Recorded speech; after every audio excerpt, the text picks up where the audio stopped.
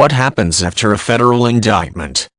In the United States, a federal indictment is a written statement formally accusing a person of a crime.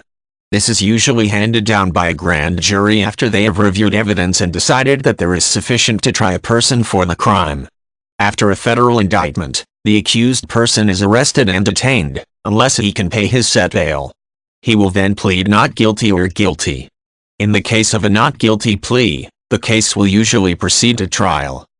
After a federal indictment, if an accused person has not already been detained, law enforcement officials will attempt to locate and arrest him. In many cases, an arrest warrant will be issued. This is a document officially stating that police officers can and will arrest him. When the accused has been arrested, he may then go before a judge for a bail hearing. During the bail hearing, a judge will look up the details of the case and determine whether the accused is a serious flight risk. In cases involving particularly violent crimes or repeat offenders, the accused may be denied bail. Other times, the judge will set an amount that the accused must pay to get out of jail, known as a bail amount. The next step after a federal indictment and bail hearing is usually a preliminary hearing known as an arraignment, or a post-federal indictment arraignment.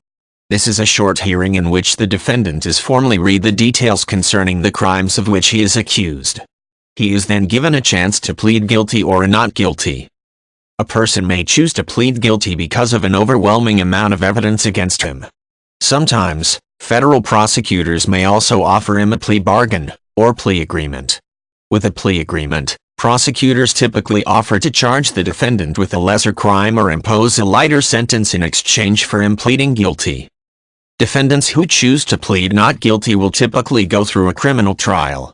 During this trial, prosecutors will present the evidence against the defendant, including any eyewitness and forensic evidence.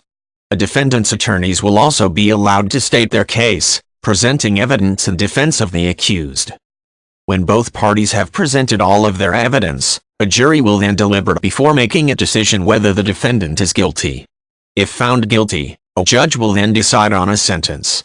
This can include stiff fines, along with incarceration. Defendants who have been found not guilty are free to leave.